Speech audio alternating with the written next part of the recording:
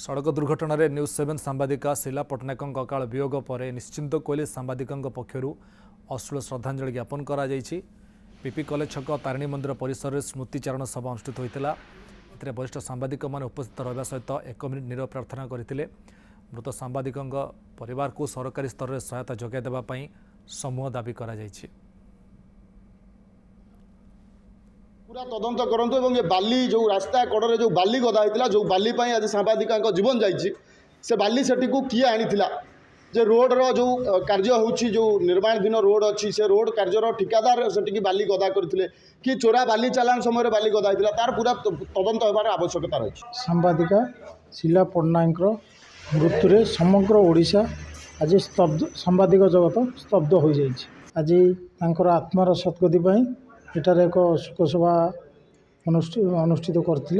आम गोटे स्मृति सभा ये करूँ। ये स्मृति सभार